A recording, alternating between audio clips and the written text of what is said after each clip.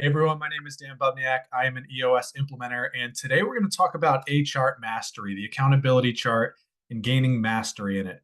This is a little bit more advanced. So if you're someone who has set your accountability chart, have been working with it for a month, 2 months, even over years, this is about getting you to that next level. I would say most people probably use the accountability chart at 20 to 30 to 40% capacity.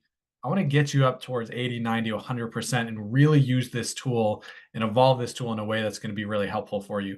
So we're just going to jump right in and I'm going to share my screen. All right. So before we jump in, I just want to reemphasize everything we do in EOS is centered around people, right? When we come in and we set this great vision, right? This big vision, we want to shoot for the moon. And then we start setting things like goals and priorities. We can't achieve any of this stuff if we don't have great people in our business. We've got to make sure we have great people. And the tool that tells us, do we objectively have great people, is the accountability chart. So the accountability chart is the foundation for even setting this great vision in the first place. Second thing is, once we've set that big, great vision, again, we're going to have our team setting goals and priorities. We're going to have our teams accountable to numbers that really drive the business. If we don't have great people, our rocks are going to fall flat or be underwhelming, and our scorecards are never going to be fully green and at their potential. So we've got to, again, the accountability chart sits at the foundation of a great vision and then measuring success and driving progress in the organization. So we've got to get this thing right. And again, once we do have clarity on what a great person looks like in our business, we have the right structure, we have clarity on roles, and we have people in those seats. We need to make sure they're accountable, that they're focused, that they're disciplined. And that's where rocks and scorecards come in. And so that's how we're going to measure success of each one of these seats on the bus here. So again, today's talk is going to be assuming you already have an accountability chart. If you don't have an accountability chart or you're earlier in the journey, I put out an accountability chart basics video. That's the place to start. This is assuming you have a chart in place, you're familiar with it, you understand how it works. I want to make some tweaks that are going to allow you to evolve this and take it to the next level. So your accountability chart probably looks something like this, right? We've got our leadership team structure. We've got the 5 roles in each of these seats. This is pretty standard stuff. Now, the first thing I want to call out is, on the left side here, you can see that a lot of companies, their accountability chart is vague, right? It lists out the work that needs to be accomplished. So things like, in this example, operations needs to manufacture orders and schedule labor. I see this all the time. And this is generally most accountability charts. You can even see it in this version right here. This is based on the work. It's vague, right? We need to evolve this to be focused on outcomes. What does this seat actually have to deliver to the organization from an outcomes perspective to be successful? So you can see on the right-hand side, we have our operations seat is accountable to deliver, to ship all orders on time and on budget. They've got to ensure 95% utilizations rates. So let's assume this is a manufacturer. We got to keep those machines moving. 95% utilization rates. We've got to drive down, materials and cost of goods sold. So this, I can ask the question, it's going to answer itself. Is the left or the right hand side of this screen more clear as to what this seat needs to deliver to the business? Yeah, obviously this is where we're trying to go, right? We want to move away from measuring work, right? And just having vague bullet points to bringing crystal clarity to what is the outcomes required of this seat. So number one, get your seats to deliver on outcomes. What are the outcomes that this seat has to deliver to your business? Now, if we do this well, right, then it becomes easy to craft measurables. So when we have a scorecard, our goal of developing scorecards throughout our business is to make sure that every seat on the accountability chart has at least 1 to 3 measurables that they're accountable for. This can sometimes be challenging in terms of really understanding what is the right measurable for the seat. And I feel like a lot of the core of that issue, right, when we get to the root of the issue, is because the accountability chart is vague. It's not clear that as to what this seat has to deliver. So when we make that first evolution, what we just talked about, it becomes much more clear as to what each of these seats have to deliver. So for example, we have our sales seat here, and we've defined that this seat has to convert warm leads into clients. They have to deliver an industry best in class onboarding experience. They've got to grow current accounts through cross-selling. That's what this seat has to deliver. Those are not vague bullet points. It's pretty clear. Now, if you distill what that seat is accountable for, it's really turning leads into customers and growing accounts. Now, when you come from that perspective, it becomes obvious as to what measurables we should be measuring for this seat. So things like proposals won, dollars, or number, proposals that we've actually put out into the world, or again, number of dollars and upsells. That's telling you objectively, is this seat actually delivering on their roles? Another example would be, operations, which we just discussed, right? If you distill down these roles of the seat, we need to be highly productive and we have to have happy customers, which means some obvious measurables that jump out are dollars delivered, an efficiency percentage, right? Are machines moving at a high efficiency rate, and then backlogs. So again, I want you to think through, let's get clarity, let's get outcomes into these roles on each of these seats. And once we have the outcomes defined, then I want to make sure that we're looking at, do we actually have the measurables that tell us, is the role, is the person in that seat delivering on those outcomes? Those measurables should be getting onto scorecards. Now, the third thing here, and this is critical, this is probably one of the most important facets of an accountability chart, is to understand that this is dynamic. Right? As you grow, as you contract, as you go into new markets, even as you hire people, maybe not even growing immensely, but as you hire new people, your accountability chart is going to change. That's one thing that's constant, is that your accountability chart is going to change. You have to treat it that way. You can't come in and expect, hey, I'm going to do this at a point in time and not have to look at it ever again. It's dynamic. So your job as a leader is to constantly be aware of your accountability chart and be obsessed with, do I objectively have the right structure and the right people in my seats as I look forward for the business? So, some of the best leaders and managers that I work with, they're looking at this thing monthly, right? I think the recommendation from EOS is quarterly. For me, it's monthly. And honestly, even if you get into a moment where you feel chaotic as a manager or you feel stuck, you should be pulling up your A chart in the moment, whether that's weekly or on a one-off. You should pull your accountability chart, knowing that a lot of the roots of issues do stem from people, from the people component. So you got to know this accountability chart is dynamic. Your job as a leader is to constantly be looking at this chart and saying, do I have the right structure and do I have the right people in the right seats to get my department, to get my business where it needs to go over the next 12 months? So I want you to bake this accountability chart into your recurring processes. Put it on your calendar once a month. You're going to pull up your accountability chart and look at it. You want to bake this into your quarterly reviews, do that.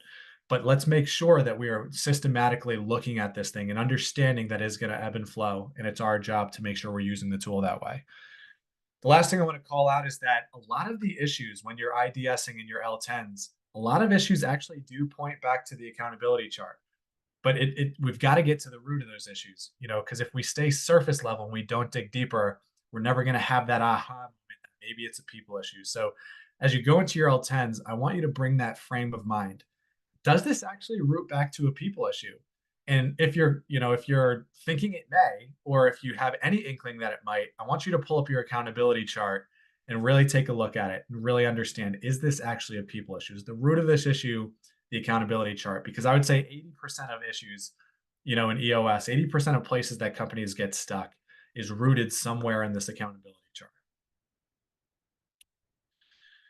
All right, evolution number 4, using the accountability chart as a tool. So how do you use this as a tool, right? So when you pull up that accountability chart, so let's say you start doing this monthly, or let's say you have a moment where you're chaotic and you want to assess your accountability chart. How do you use this as a tool? So you've got to ask 3 questions. You pull that A chart up and you ask 3 questions. The first question being, is this objectively the right structure for where we're going over the next 6 to 12 months? That can be for the business if this is a leadership team exercise, or if you're leading a department and you're looking at your department, it can be for that department too. Is this the right department structure for where the company is going in the next 6 to 12 months? Question number 2 is everyone a right person, right seat?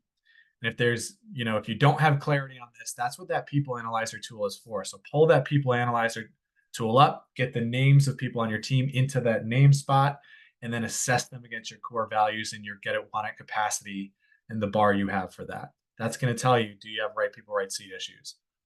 The third thing is, does everyone have enough time to do their job well? A lot of the time, the answer to this is no. And it's not necessarily pointing to you've got to hire more people. it could actually point to the fact that we do have a right person, right seat issue, right? And so you're not delegating because we've got a people issue.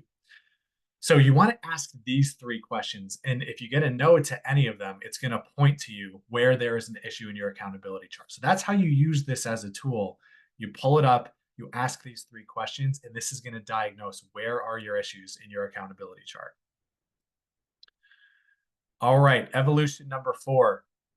Now that we have our accountability chart set, it's dynamic, we understand how it works, we've evolved this to measure outputs. You really want to start working this into your people processes. So we want to make sure that, when you go out and you hire somebody, you've identified, hey, I need a new seat on this bus. You've got to focus on making sure that you get those 5 roles output focused. You want to get the box on your accountability chart before you even list the position. Get the box up there, get clarity on what are the 5 roles of this seat and the outputs required, and then make sure that we're baking in questions into our interviewing process to suss out, can this person actually fulfill the obligations of this seat, and are they a core values fit? Second thing is from a performance review perspective. In EOS, we have something called quarterly conversations. If you're not familiar with this yet and you're using an implementer, you will be soon. If you're self-implementing, I would refer you to look into quarterly conversations. These are conversations you're going to have with your team that's going to systematically use the People Analyzer tool to make sure we are assessing our core values in GWC against the accountability chart. So this quarterly convos actually drives you back to your accountability chart on a quarterly basis. So if you're doing these convos, you're automatically going to get back to assessing your accountability chart, which is great. We also want to make sure that we are incentivizing people, right, the right way. The accountability chart is going to tell you what do we need accomplished, and then we should be incentivizing people against that. And look, if people can't get it done or they're not a core values fit, you've got, again, the accountability chart makes this unemotional. It makes it objective where somebody is falling short. So I want you to try to get them there, but if we can't, your chart should be a clear indicator that it's time to move on. So the last thing I want to say on this in terms of the people processes side is everyday management, right? Now that we understand what each person is accountable for and we know the values that they have to display, you got to call it out when people are not displaying those values, right? When you see somebody doing something that is against your values, you don't just compress it down and not address it because you don't want conflict. You got to call it out. The integrity of your business and your values is at stake in every moment that somebody is acting a way that they shouldn't. So you have to call it out.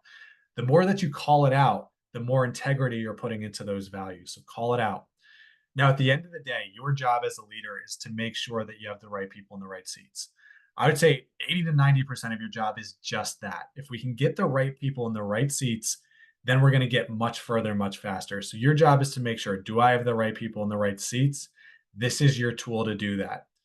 Ask the 3 questions, right? Bring up your chart, ask those 3 questions. It'll give you the answer, right? So the accountability chart is all about creating 100% role clarity and making sure we have 100% right people in the right seats. If you don't have a tool, it becomes difficult to know that. Your accountability chart makes it very simple to know if you have 100% clarity and 100% right people, right seats. So use the tool. It's only when we have that we can have a big vision that excites us and stretches us, to have big on-track rocks that propel the organization forward, to have consistently green scorecards. And when those scorecards are green, continuing to stretch the goals, right? When we have high performers, we can do that. And that we have a team that trusts each other and is motivated to work together, right? A players love working with A players. So we've got to make sure that we're consistently getting great people into our organization and eradicating people that may not be a fit or may not, be up to the performance standards of what we need to do here. So that is the accountability chart. That is mastery. That's a couple of tips for you to take your current accountability chart, evolve it, really learn how to use it as a tool, right? Ask those 3 questions and gain clarity, right? The more you can gain clarity, the more you address your people issues, the faster and further you will go. So thank you for your time today. If you have any questions, my email is at the bottom of those slides there. Reach out, Dan@outpaceenterprises.com. Thank you.